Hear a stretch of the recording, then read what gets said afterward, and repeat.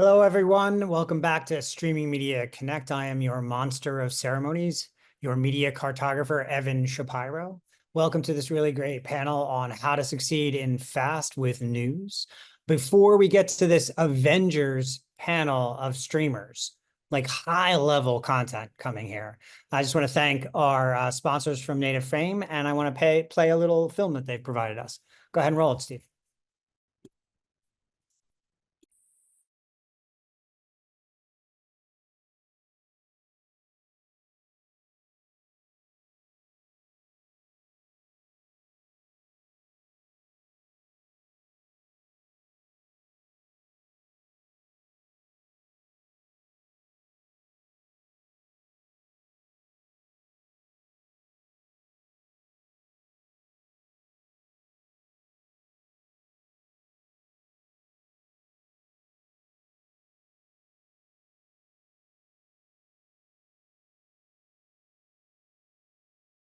Excellent storytelling via video there from Native Frame. Thanks so much for sponsoring. And before we get to the panel, really quickly, reminder, if you want to win $50, you have to enter the name of the song and the musical act that was just playing as we walked up to stage in the chat.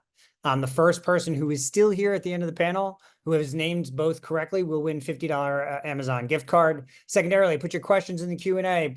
Look in the chat for links to the bios of our panelists and for other information, like a link to where you can stream all of the content from Streaming Media Connect next week on their YouTube channel. Without further ado, I want to bring to the stage one of my favorite people in all of streaming.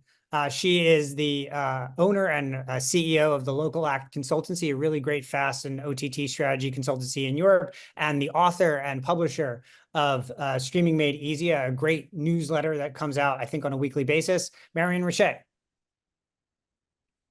Hi, Evan. Hi, everyone.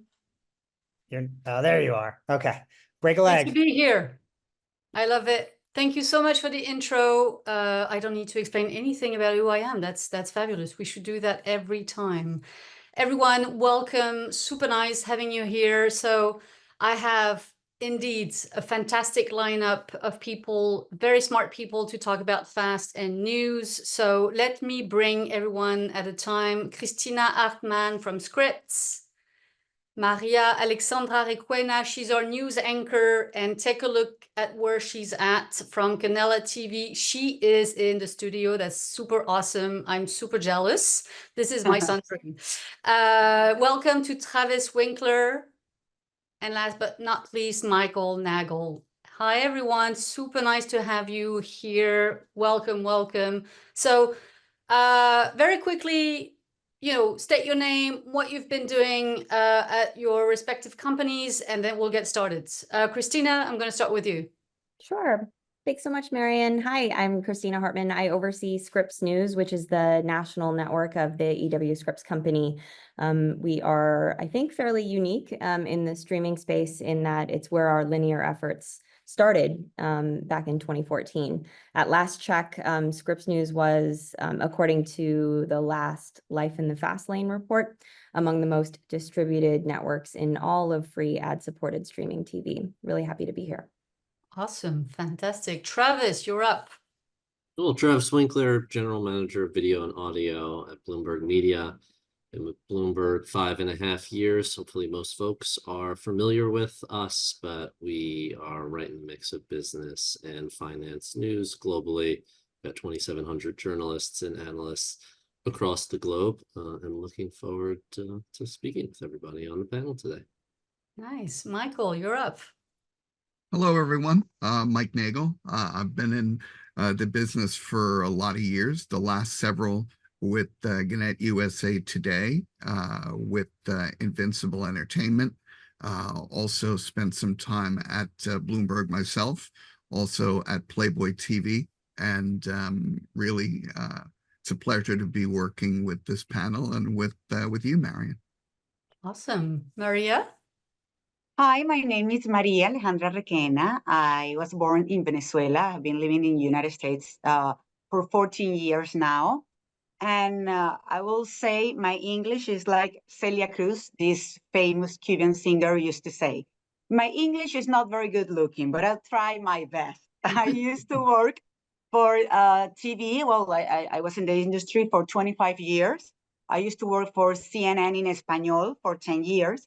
And now I am with Canela Media. Well, I'm the anchor, the news anchor for Canela News at Canela TV. It's a free app for all the Hispanic in the United States and Latin America. It's growing really, really fast. And that's why I'm so proud to be part of the Canela Media family. Nice. I'm going to steal this quote. I think it's nicer than when people say, "Oh, your English is really good for a French person." That's what I get. Exactly. So let's trade places. I'll take yours next time. Fantastic, guys. I think this is long overdue because we've been talking about fast nonstop for the last 5 years. And the way that I see it, there's like 2 segments, 2 verticals, 2 genres within the entertainment ecosystem that have been holding, the TV forts, sports and news. I think there's no doubt about that. Having said that, despite this, I feel like news was very much at the forefront of fast. I saw that firsthand when I was at Roku. The first few channels, ABC News and the likes were, right there. So you guys embraced really the free streaming ecosystem. And what we're seeing this year, it's the election year. Maria, you must have so much work to that end. Over 90 elections happening this year. There's a big one coming up for you guys, but that means that, if you're not on traditional TV, you need to be, on streaming as well, right? You need to make sure that you're reaching as many people as possible. So, and we need you guys to inform us. So having said that, I just want to understand from each of you guys what your companies, have been doing in that space. How did you come to fast, free streaming, whatever, right? Christina, maybe we can start with you. Yeah, sure. Thank you for the question. So Scripps News, which up until last year was Newsy, is the brand that we started with, was a digital first video brand. And we started in the streaming space. So in, I want to say 2013 or 2014, we built, and then the truth is forgot about a Roku app, set up a feed and let it go. It's sort of in the background until someone from Roku reached out and said, "Hey, you guys are doing incredible watch times and engagement. Let's talk." And then it was sort of off to the races from there. We started because we were in sort of web and digital video prior to the development of the Roku app.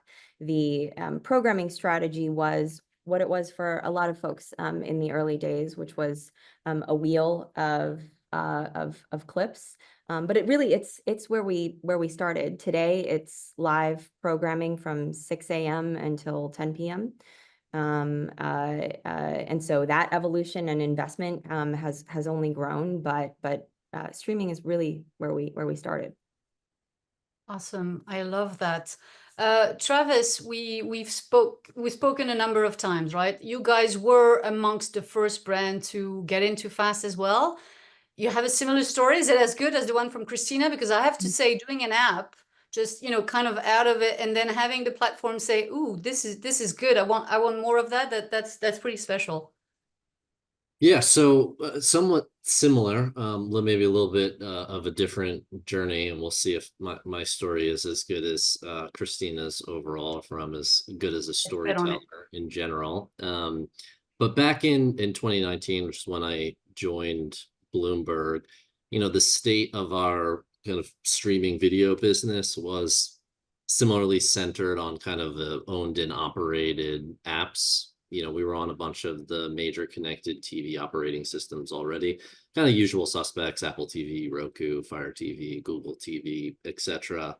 And I think, what we saw is that, yeah, we had a dedicated audience that we've kind of had grown organically on there.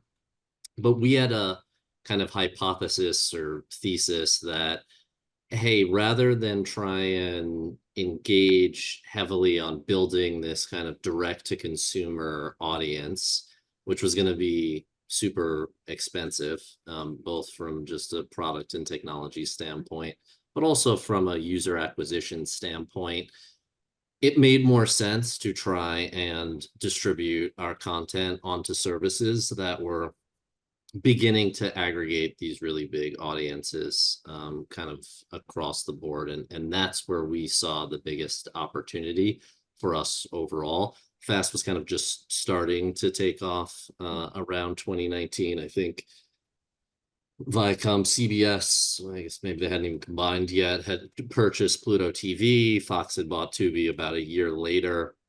A lot of the, connected TV operating systems, including the one that you previously worked for, had started to launch these kind of free ad-supported services. And so it felt like, hey, here's a really interesting opportunity for us to get additional distribution and scale and reach in streaming video when a lot of SVOD services weren't necessarily embracing kind of news at the time. And, I thought there was also a very live, kind of natural fit for live news to exist in these like linear type EPG forward experiences. And we felt like, hey, having our live news product, Bloomberg TV Plus, was kind of the perfect complement to what was on a lot of these FAST services, which was, library, movie, and television shows. And we felt like this was a great opportunity for us to start to build out our distribution on there, while also being able to control kind of our economic future on there, because we were taking and building out our connected TV advertising inventory on these platforms. And so over the last 5 years, we've really been scaling out our distribution on FAST, and we've seen kind of just like everyone has, kind of tremendous growth from both the number of viewers standpoint, and then also just kind of the watch time that has continued to kind of scale quarter after quarter, year after year. Michael, you've been in the business for quite some time. You've seen it all. When did you first take notice of FAST, this wave, and how did that translate into the companies that you were at the time, right? I think you were saying your last gig was at USA. So yeah, tell us a bit more about that, because it feels like it was ages ago, but I'm hearing from you guys was 2019 seems to really be that year, right, where things have changed tremendously. Well, you know what? For me, it was 2015. 2015, I left Playboy, and I was thinking to myself, I would find another gig running distribution and affiliate marketing for another channel. But I think there's a lot of people who are riding that wave right to the beach right now. And I think at the time, what was pretty obvious was the industry was changing. The days of analog channels, digital channels, premium channels, they were evolving. And, the last time that happened was when Comcast launched AVOD back in the early 2000s. And it was pretty apparent with smart TVs.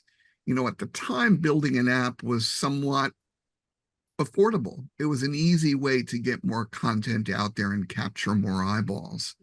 So I started my own company, Ashling Digital, and I ended up working with a lot of early adopters who were independent content owners, getting FAST channels, or they weren't even called FAST channels at the time, but streaming channels out.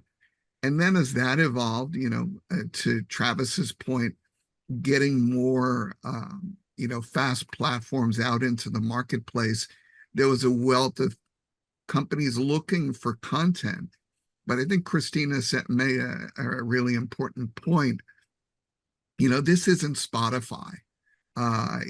Throwing all of this content into this programming wheel is the early inclination for many companies. But what's been more and more apparent in the past 2 to 3, maybe 5 years is that's not the way to stay in this business. That's not the way to generate cash flow. Streaming and FAST is a full-time job. If you don't have a dedicated programmer, operations, ad, sales, and tech, and ops, and then also an affiliate salesperson going out knocking on doors. you're not going to grow your reach. You're not going to grow your audience. And, I learned that early on, thankfully. And thankfully, it's still a relationship business as well. So, my motto is always leave things a little bit better than how you found it. Yeah. You got to know your metadata, know what your best practices are, and make those apply to every platform you do business with. Maria, tell me more about Canela TV, because I know it by name, but I'm guilty as charged. It's live in the US. Tell me more. Yeah. Addressing the Spanish-speaking community, I assume. Super keen to. Yes. Isabel Rafferty Zavala is the founder of CEO Canela Media. At that moment, at 2020, she found a notable gap in the media landscape. What was that gap? The Latino community that was eager for more entertainment, for more content, for more news. And of course, there's, in the other side, the advertisers that were eager to connect with this growing and influential audience, the Latino community. So that's why Canela Media, or that's how Canela Media was born at that moment. Right now, thank God, we have been doing great with the Spanish-speaking people in the US, but also in Latin America, because this is a free app, yes, that everybody can get on their smartphone, tablet, or smart TV. Well, their phone, tablet, or smart TV. So, and according to Nielsen, and I think that this is important to establish, Hispanics consider streaming news content to be the most relevant to them when compared to broadcasted and cable. We're talking about 51% versus 60% for broadcast TV and cable. So the first original content that Isabel and Canela Media created was news. It was a half-hour show about everything that was important, that was happening, that was really, really important, not only to the Latin American people, but especially to the Spanish people, the Hispanic people in the US. Yeah. So that was the original content, the first original content that Canela Media did, but we have a lot of programming, a lot of content through our platform. We have Canela Sports, we have Canela Kids, we have Canela Music, we have Canela Entertainment, that is basically everything that people can find, and we are growing this platform so they can have more content. We have movies, we have soap operas, of course, we have classic movies, Hollywood classic movies, and we are working on every day give more to our people, to our audience. Our audience, it's about 55 million, it can reach 55 million monthly uniques, which equates to 65% of US Hispanics. Yeah. And we are expecting to get to over 60 million monthly uniques soon. We're working on it. Our newscast, Canela News, which I lead, now is a 1-hour show. And we are really committed, especially in this year, presidential election year. We have been having a lot of work with everything that's going on around the world, but especially in US. 100%. I want to know more about your programming, and if you ever thought that you would be, a news anchor for a free streaming channel, right? When you think of it, I wanted to be an anchor when I grow up. You think broadcast TV, and I think that's pretty amazing, the number of opportunities that you have today, right? Well, imagine, I was working for CNN in Espanol. Yeah. On cable. And now I'm working on Canela Media, Canela TV, Canela News, streaming, because this is not the future, this is the present and the future. Well, that's fascinating, because I think that your career trajectory follows the digital transformation. And so talking about transformation of your companies, guys, I'm looking at Bloomberg. It's a newspaper. So I'm kind of curious to understand how the level of transformation that was required to move from that to video, and then have enough of a library that you can actually claim your own, even if, as you were saying, you're not as focused on a direct to consumer approach, but you have a brand, you have this space where you have that direct relationship. It goes through a Roku, a Samsung, whatever. But yeah, how did that happen? How much effort was it? Tough for you guys to make that change, get your voices heard, etc.? So the good news is Bloomberg Media has been very multi-platform for a long time, and those platforms, may have kind of shifted over time. Obviously, just digital transformation that has happened to the news industry as a whole. But Bloomberg TV itself has been around, probably close to 30 years at this point, and started as a cable news network distributed. Michael knows this because he was working at Bloomberg, I think, on probably a lot of those early distribution deals. Distributing to a lot of the traditional MVPDs and operators kind of globally. So the good news is we had, a broadcast kind of operations team already in place to service video platforms. There's also, just talking about the multi-platform nature of Bloomberg as a whole, we have radio stations, we now have podcasts. We still do Business Week as print magazine. We obviously have our Bloomberg.com website and mobile app. So multi-platform's kind of always been in the DNA of Bloomberg. But as it relates, kind of to TV specifically, like I said, we had that broadcast operations piece in place. The transformation there was, how do we launch a kind of product built specifically for streaming, which is where Bloomberg TV Plus came in. It was built as kind of a 4K enabled product because we were trying to put, the most beautiful news cast on screen. There were enhanced kind of graphics and information and headlines in the J and U bar. So kind of blowing that out, knowing, how people kind of dip in and dip out in terms of having active versus passive engagement, where they're keeping, Bloomberg TV kind of on in the background, or, tuning in to watch a specific interview or segment. So made some enhancements to kind of what the product looked like on screen.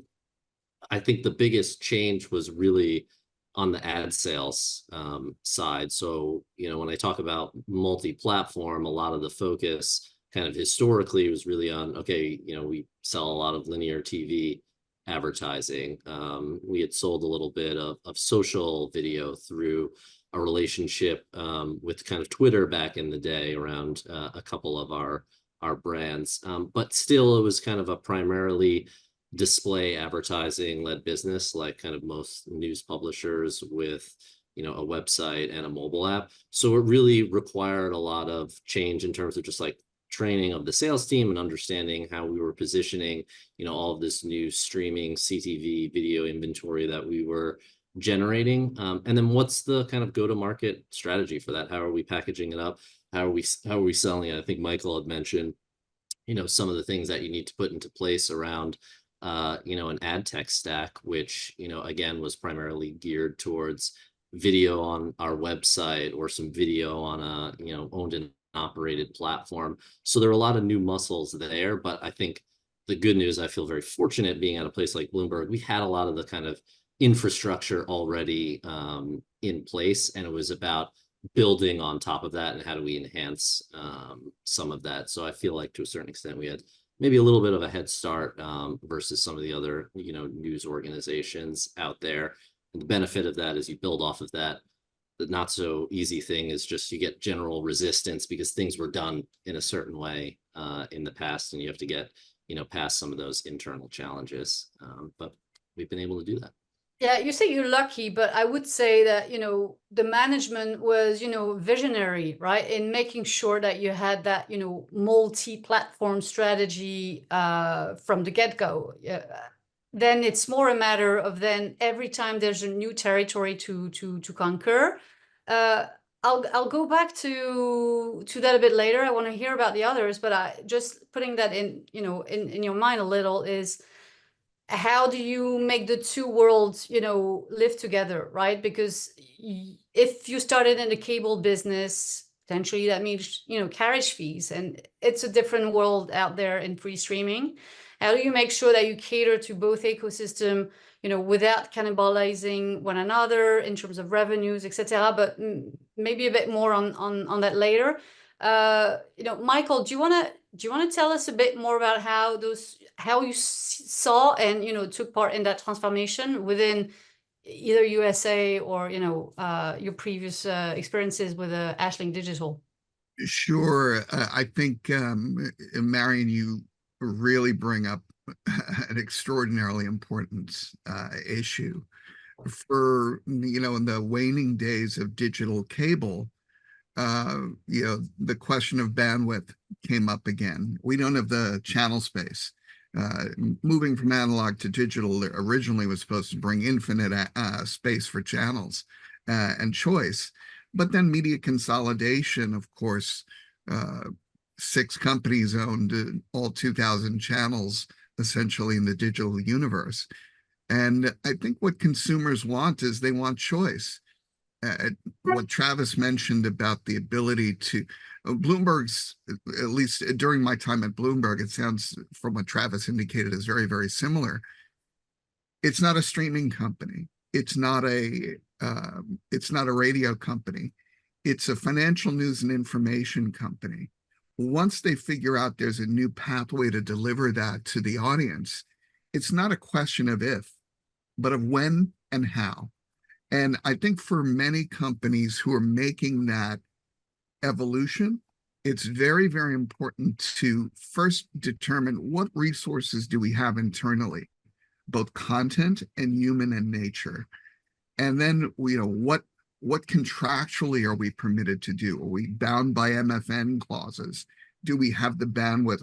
If we're paying license fees to get on platforms, or we're generating it from platforms, how can we reallocate those resources to reach a greater audience and monetize more effectively? And thankfully there are a lot of organizations that, companies like Whirl and Amagi and Aspera, all of these companies that can contribute to the process.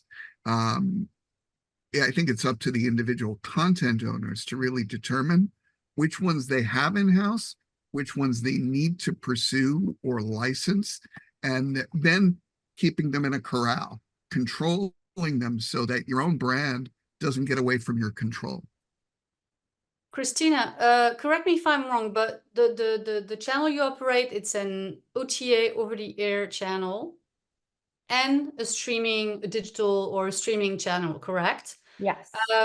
So how does that work? How much can you make happen together? What requires bespoke expertise, skills, etc.? So from a content and programming perspective, you're exactly right. It is a ubiquitous stream, both over the air and streaming. And from a programming perspective, that's a real advantage in that all of our resources, thinking, effort, and creativity are on our program grid, which we have, I think, a real advantage in being able, without the shackles of MFNs, to be the same for all audiences. That allows us to offer any audience, no matter how they encounter us, the same consistent brand experience across platforms. That said, that getting there did require investment. I mentioned when we first launched on streaming in 2014, it was a wheel. And that wheel was rather repetitive, right? Because it was a series of pre-produced assets. And so with the resources we had within sort of the P&L that was our reality at the time, we spun up live programming, but it was a bit of a mix of live, wheel, pre-produced shows. And we knew we needed to get to a more comprehensively live strategy. I had this experience in my own household, watching my husband turn on live cable news, and I said, "Why aren't you watching us?" And he said, "Honey, I never know when you guys are live. I don't know if are you guys live right now?" And it started this. We have got to invest in a fully live strategy so that sort of as use of or viewership on streaming and fast platforms grew, so did consumer expectation of quality and sort of seamlessness of experience between streaming and sort of traditional television. But make no mistake, it took investment, and frankly, when we launched over the air in 2021. It was in part the margins possible on traditional television that funded that investment to grow that that live capacity for really for both audiences. So talking about programming, Maria, so tell us a bit more. Canela started it at an half an hour program. What does the news programming, look like? How has it evolved over the last 24 months or so?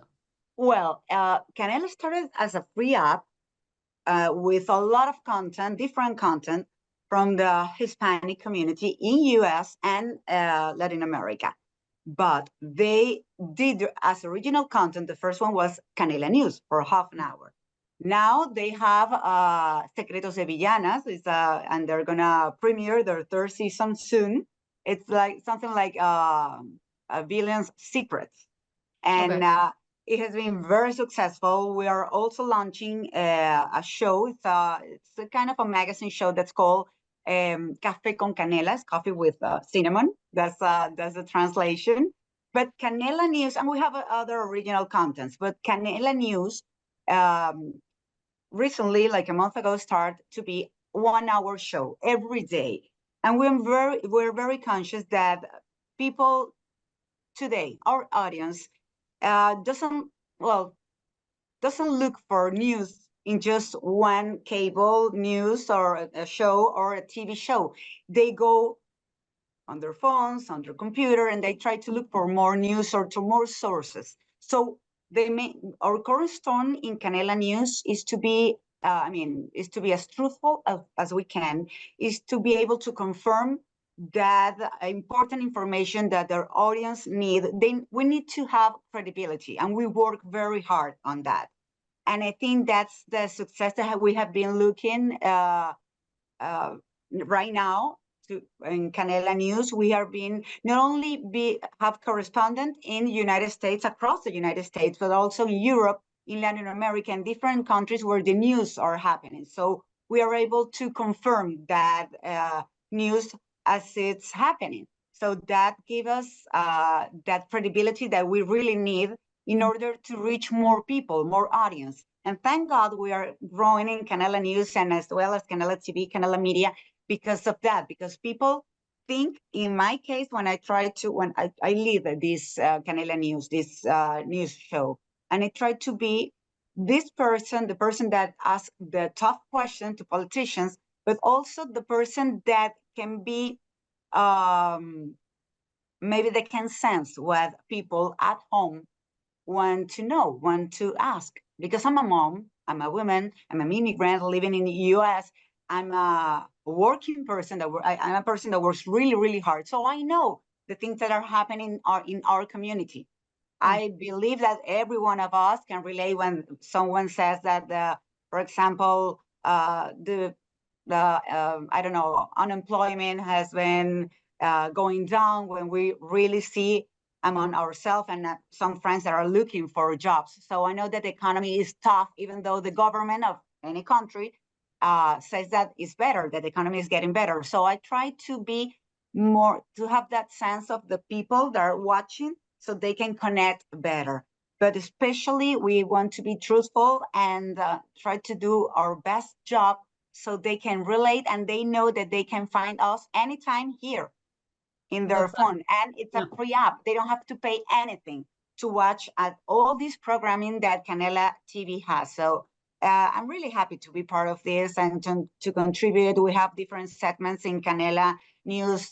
For example, we have Historias con H. It's a segment that is about Hispanics that make the difference because of their work. We have another segment that it's about health and living well. We have another segment about, of course, entertainment and everything that's going on. Of course, sports. I love sports. I love watching sports. And we have this great guy, Rene Romero, that every day bring us the best and the most important news about sports. So we have another one that analyzes everything that's going on. So it's more like a conversation that people can relate to what's going on, what's happening in their lives, and they can really be sure that we are listening to them as well. Love that. Travis, so you spoke about Bloomberg TV and TV Plus. So how are you managing those different channels? How different is the programming? Yeah, tell us more about that. And I'm Sure. super keen to understand the not the shoulder programming, but the live versus the non-live aspect of things. For sure. So there were some kind of minor differences at the start, kind of when we set off on this journey, excuse me. But over the last, call it year or two, we've really kind of merged those products together. So if you go and watch Bloomberg television on Verizon Fios or on Xfinity on Comcast, this point, based on everything we've kind of done in the background and some of our deals, you're going to see more or less the same product across the board. There still are some very minor slight differences kind of globally, but for the most part, when you watch Bloomberg television across any platform, whether it be traditional linear TV, Bloomberg.com, our owned and operated connected TV apps, or paid subscription service that we're distributed to, or a free subscription streaming service that we're distributed to, you'll more or less see that the exact same news product at that time. Again, sometimes there's some slight regional differences, more so around the kind of non-live news content, which you were asking about. So we've unified those pieces. That obviously took a lot of work in order to do that, both from a technical standpoint and then obviously from a business standpoint. I can't remember exactly who mentioned MFNs, but anyone who deals in the U.S. traditional cable TV world knows those are difficult to navigate through, but we've managed to do so. On the non-live news content, so in February of last year, we launched a new brand called Bloomberg Originals, and that really highlights our long-form premium docuseries, docu-style content. And what we've started to do, both on the Bloomberg Originals channel itself, which is distributed alongside Bloomberg TV on a lot of those FAST platforms, as well as obviously our own, and on Bloomberg TV is program those Bloomberg Original series. And, I think the opportunity there, one of the things that we saw was, we're doing a really good job of kind of owning a very specific part of the day. You can imagine exactly what it is. It's when the markets are open in whatever respective country or region you're watching Bloomberg TV. But then when the markets close, if there's not big kind of earnings news or big, post-markets close, we start to see that viewership kind of decrease and decline as folks, either go on with the rest of their night or, decide to go throw on another streaming service and not necessarily engaging in news. And what we saw early on when we were kind of doing these one-off docuseries before we launched Bloomberg Originals is that we would get some of these spikes, or we get more interest on some of those non-live news markets hours when we had some of this kind of docu-style and docu-series programming. And so we launched Bloomberg Originals. We have a slate of shows that feature both internal talent, including some of either current or former Bloomberg TV anchors. One of our most successful shows is The Circuit with Emily Chang. Emily Chang is one of the most renowned technology journalists. She hosted Bloomberg Technology for close to 10 years.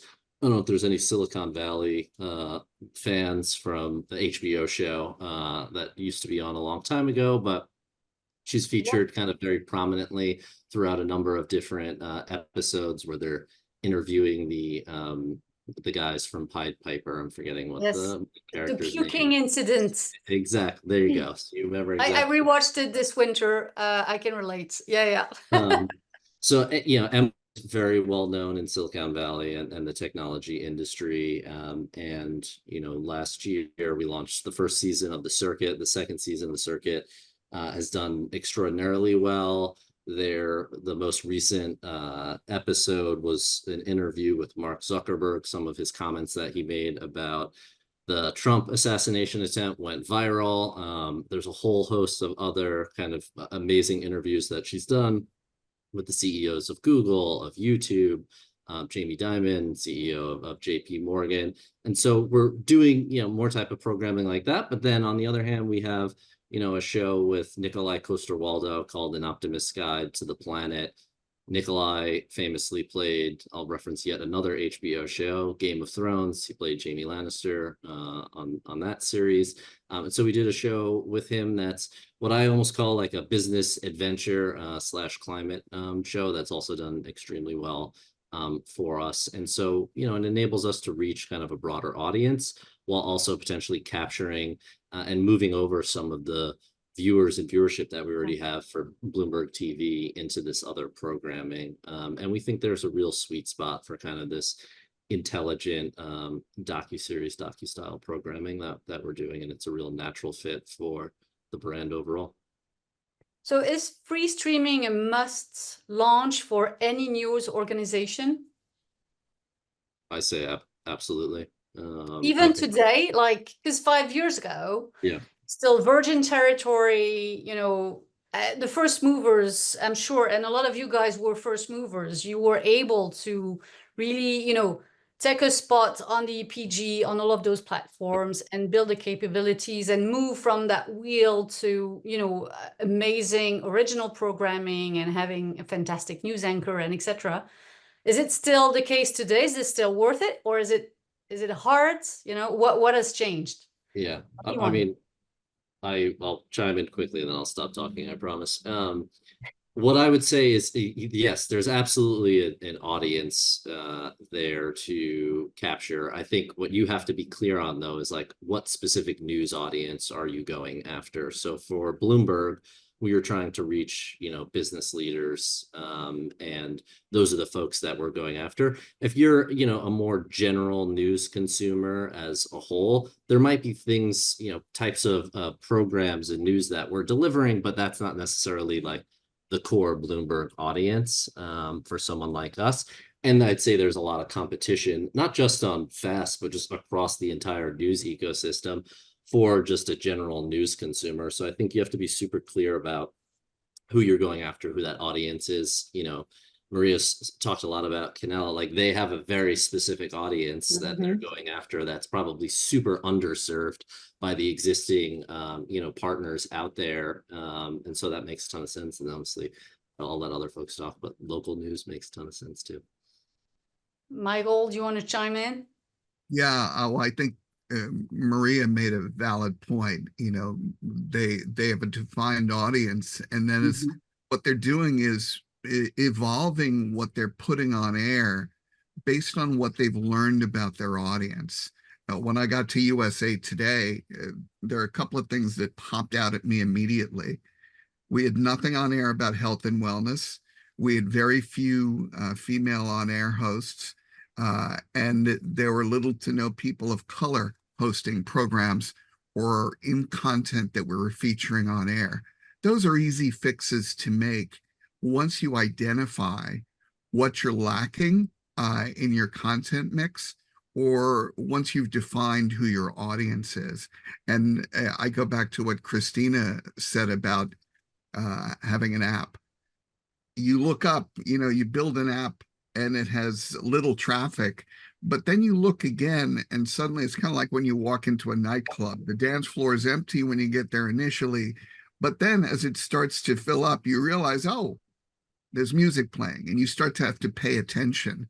Again, this is not Spotify.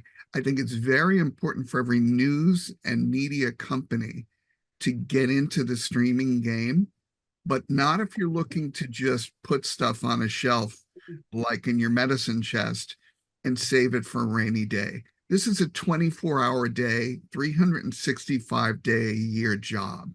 If you're not going to play the game that way, leave room for other people who are.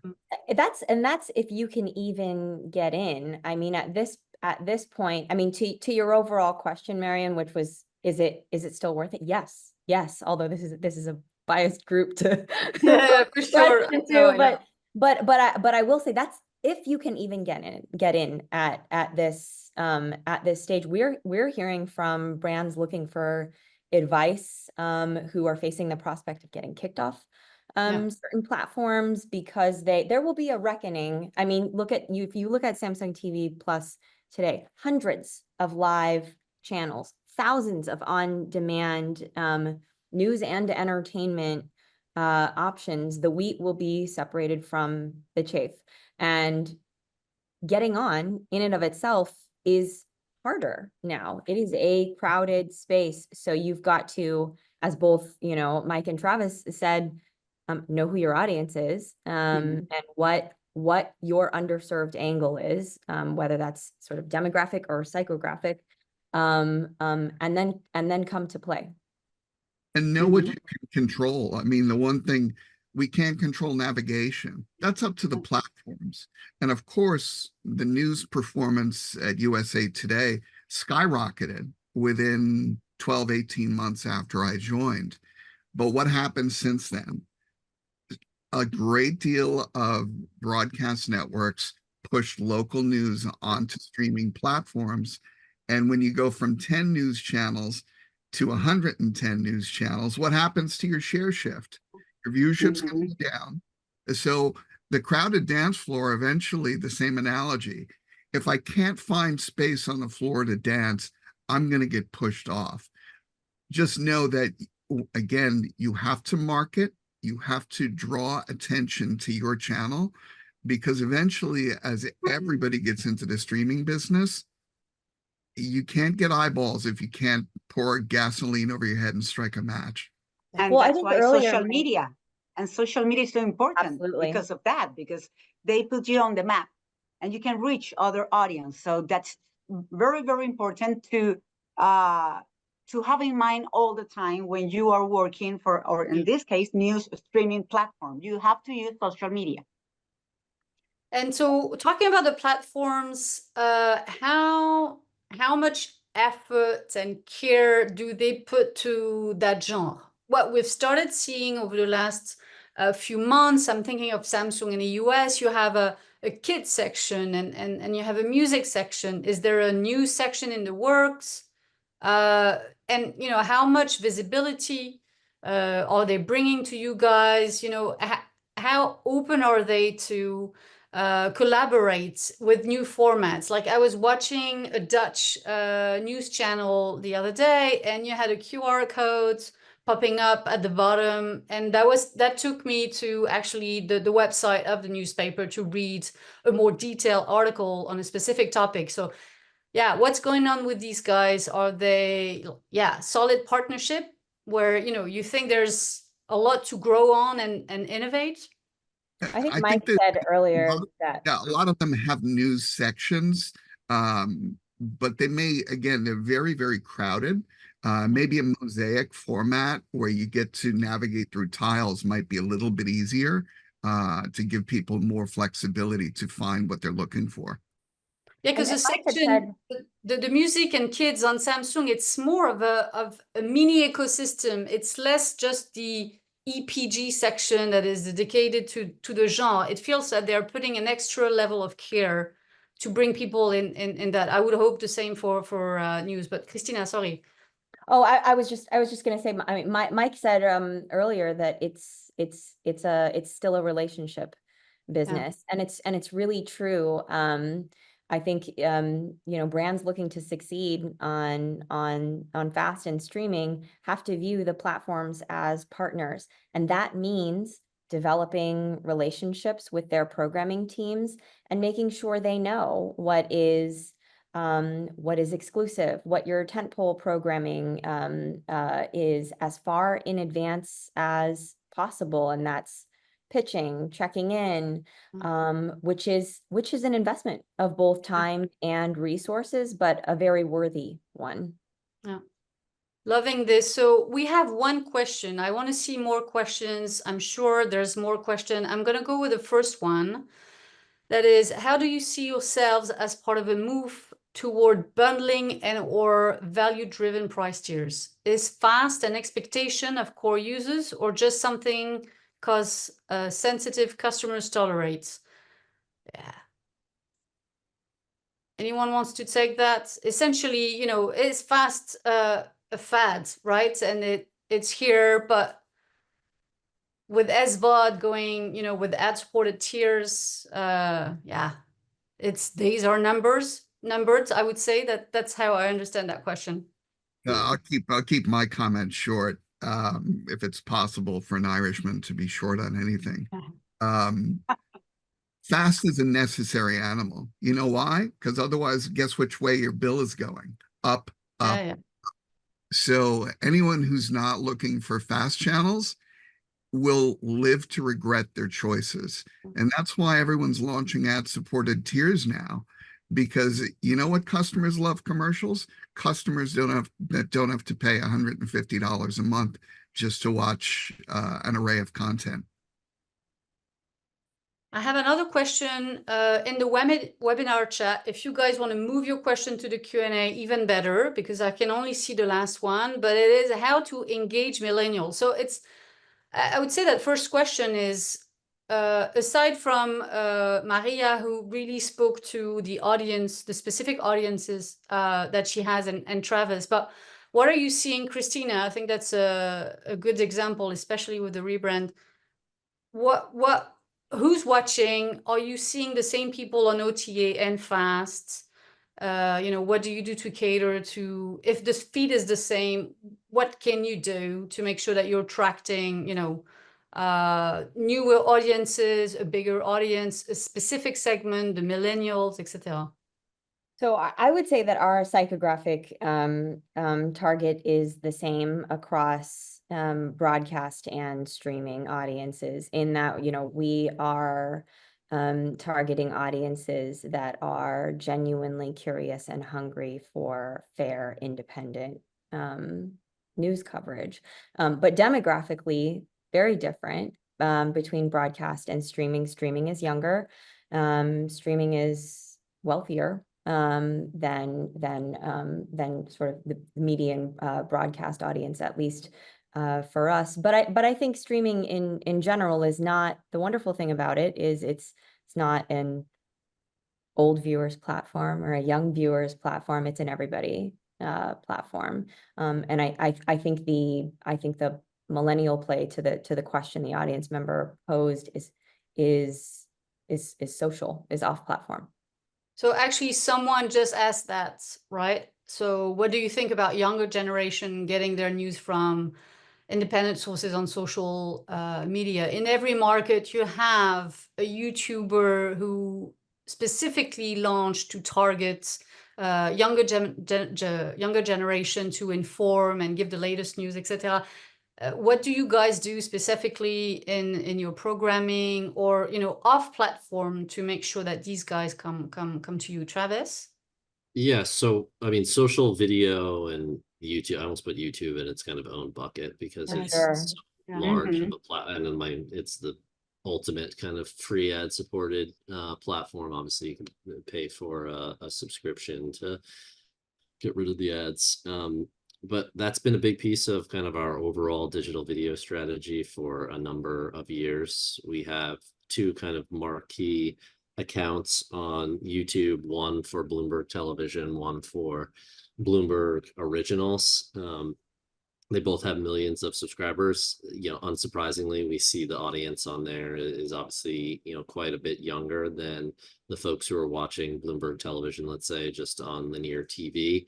I don't know if we give these stats kind of publicly, but as you can imagine, the Bloomberg TV audience, you know, you're talking about someone with a kind of, you know, age of, call it 50 to 55. And then on the kind of streaming and social side for us, you know, it actually, the millennials are the sweet spot there. So you're talking about probably somewhere between 27 years old, 28 years old, and 40 in terms of the kind of average or median audience on there. So it's both a function of getting additional, like being on all the right kind of platforms with your content, and then we're doing things to tailor our content specifically, you know, the types of formats, the type of programming that we make, that we publish on there. To give you one example, we do kind of these weekly short docs that highlight the best of our kind of journalism from across the globe, that we've been doing probably close to about a year, that we publish on our Bloomberg Originals YouTube channel. They're really well done. They are, somewhere between, call it 4 to 10 minutes. Sometimes we've done even longer. We did one on the elections in India that did extraordinarily well and actually got a huge audience specifically in India, unsurprisingly. And so that's been, another way that we've kind of engaged. You got to adapt to how people are consuming content on those various platforms. And again, thankfully, we've kind of got the resources and the support from, the executive and management teams to go invest on how to going and reaching, those kind of younger audiences who are engaging with news content very differently. But Travis, that's so- about credibility as well. Yeah, And sure. Bloomberg has it. My son Yes. is 21 years old, and every time that he wants to check what's real on news, especially when it comes to everything that goes with the economy, he goes to Bloomberg. So I think that the credibility, the work that you do in your company, that's what we do here in Canela Media as well. It's about that. If you do a good work, you have that credibility, people will go to you, and they will go, if they don't know you, they can get to know you through social media or from mouth to mouth. My son talks to his friends, and I think that's how it works too, and this time that we are living now. 100%. So I have two more questions, but I got 2 minutes. There's one that's great about is FAST compatible with a premium strategy, right? So everything is, for free, ad supported. Is it possible to have a premium strategy still and a bit of a tiering approach to, where content lies? That's number one. Let's see if we can answer this one. Plus, there's one that is about AI, right? Threat or opportunity. So let's give it a go. Who wants to take premium? Who wants to take AI? And we got 1 minute and 24 seconds. I'll tell you, I've worked in premium and in fast and in linear.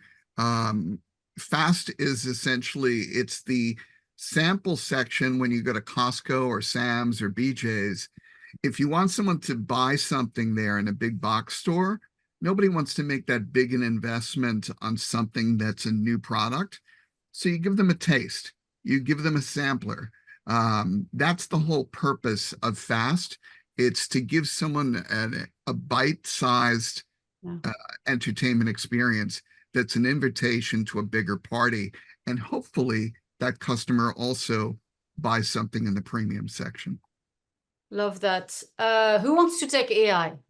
Have you guys used AI? Is it, improving your processes? Is there something on content creation or dubbing, the localization piece? Like Canela, for example, I'm thinking, would you make sense in Spain, although you would need to be in Castilian, right? So Castilian Spanish. Would you use AI? You know what? I haven't used it for Canela, but I use it. I have a podcast and I have a conference coming up, and I think it's an opportunity. You just have to know how to work with it.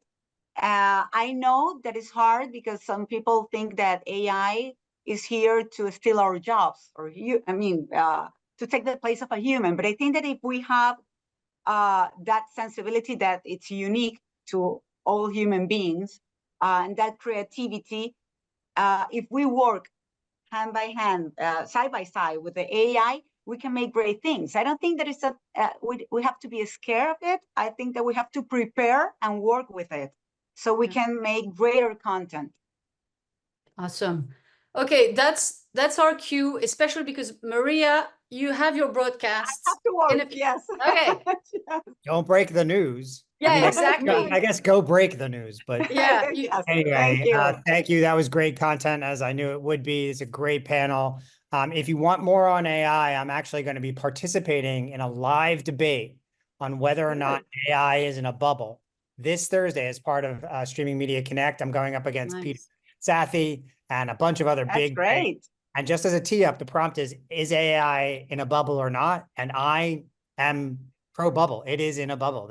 So stay tuned to see if I'm right. Oh, what a tease. Awesome. Wow. Great content. Thank you so much. I want to Thank you, everyone. Thank Bye. you. our sponsor again, Native Frame. Our winner of our contest is right here somewhere. I know Steve sent it to me. Hold on, I will tell you in a second. It was the theme from Enter the Dragon by Dennis Coffey. The winner is Vikram Nagwikar. Congratulations, Vikram, if you're still here. Congrats on the $50 gift card. We're going to have another panel in just a half an hour. So come back. It's a good one. And Steve puts the links to all the videos that'll be up on YouTube next week. Thanks, panel. Thanks, audience. Fabulous. See you Thank again. you. Thank you. Bye.